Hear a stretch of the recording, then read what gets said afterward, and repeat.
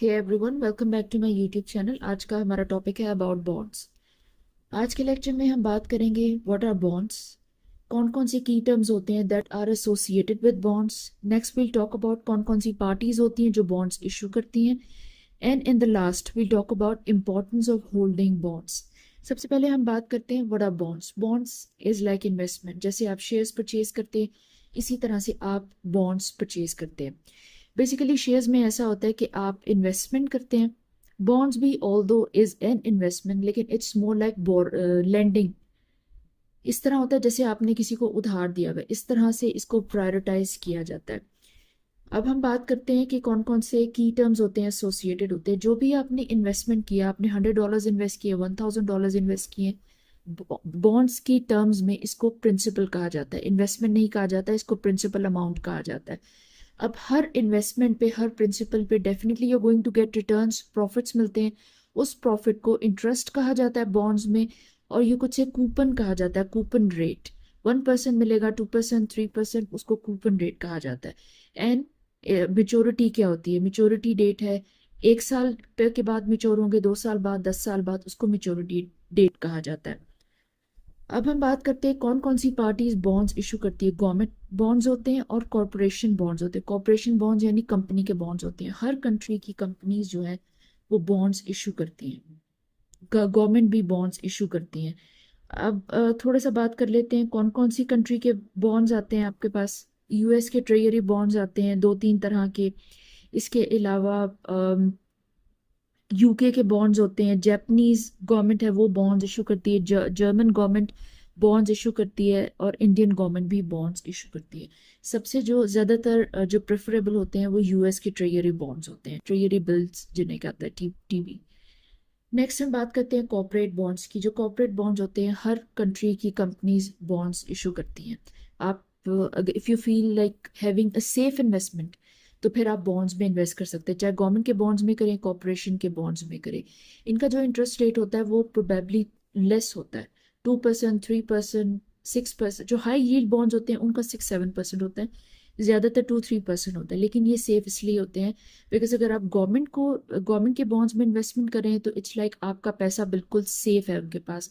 Corporation में भी करें तो अगर जो आपकी अगर कंपनीज होती हैं वो डाइल्यूट कर जाती हैं, बैंकरप्ट हो जाती हैं, वो फिनिश हो जाती है, बंद हो जाती हैं, तो जब सारा बैंकरप्सी का सारा जो प्रोसेस चल रहा होता है उसमें सबसे पहले बॉन्ड होल्डर्स को उनकी इन्वेस्टमेंट रिटर्न की जाती है। इस वजह से बॉन्ड्स आर ऑलवेज सेफ। इस वजह से लोग जो है वो डाइवर्सिफाई करते हैं अपने पोर्टफोलियो को, बॉन्ड्स जो है वो अपने पोर्टफोलियो में ऐड करने की कोशिश करते हैं।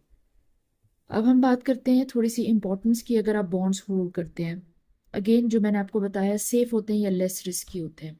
इनका जो इंटरेस्ट रेट होता है वो थोड़ा कम होता है। तो अगर आप ज़्यादा इन्वेस्टमेंट होल्ड करते हैं, अगर आपके पास ज़्यादा पैसा है, तो आप ज़्यादा परसेंटेज में बॉन्ड्स बाय कर सकते हैं। बिकॉज ये सेफ होता है, आपको किसी किस्म की स्ट्रेस, फ्रस्ट्रेशन वगैरह से गुजरना नहीं पड़ता। बिकॉज स्टॉक्स हैं, क्रिप्टो है, दूसरे एसेट्स हैं, गोल्ड, सिल्वर एक्सेट्रा, इनके अपने जो है वो साइकिल्स होते हैं। उसके लिए काफ़ी रीडिंग और सब करना पड़ता है, देन आप इसमें इन्वेस्ट करते हैं, आप अच्छा रिटर्न निकाल सकते हैं। लेकिन बॉन्ड्स आर ऑलवेज सेफ। आपको हर साल जो है 2-3% से रिटर्न आता रहता है। रेगुलर इनकम होती है, अगेन हर साल आपको इंटरेस्ट मिल जाता है, हर साल आपको प्रॉफिट मिल जाता है 2-3% से। अगर आप किसी किस्म की हेक्टिक रूटीन में नहीं जाना चाहते, you don't want to get frustrated और stressed about your extra money, your capital investments, आप बॉन्ड्स में पैसा लगा सकते हैं। It's always good. Next is diversification. अगर जो लोग इन्वेस्टमेंट्स वगैरह करते हैं, डेफिनेटली वो इस तरह की आउटलुक्स में होते हैं कि उनको ज़्यादा से ज़्यादा ऐसी अपॉर्चुनिटीज़ मिले जहाँ पे वो अपना पैसा इन्वेस्ट करके उस पर प्रॉफिट अर्न कर सके। तो आप बॉन्ड्स होल्ड कर सकते हैं, गोल्ड होल्ड कर सकते हैं, आप सिल्वर होल्ड कर सकते हैं। Although silver is more volatile, लेकिन आप सिल्वर थोड़ा सी अमाउंट में 4-5% होल्ड कर सकते हैं। आप स्टॉक्स में इन्वेस्ट कर सकते हैं, क्रिप्टो में इन्वेस्ट कर सकते हैं। इतनी सारी जो डाइवर्सिफिकेशन होती है is always good for all the investors, जो कि हमेशा ईगर रहते हैं, they want to invest their money, वो अपने पैसे को ऐसे बैंक में नहीं रखना चाहते।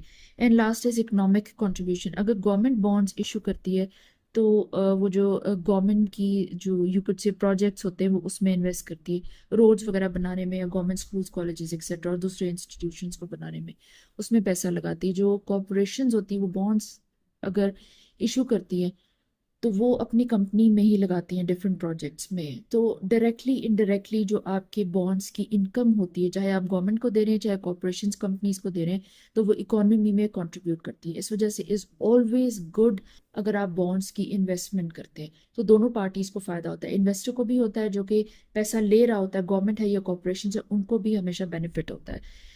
Thank you.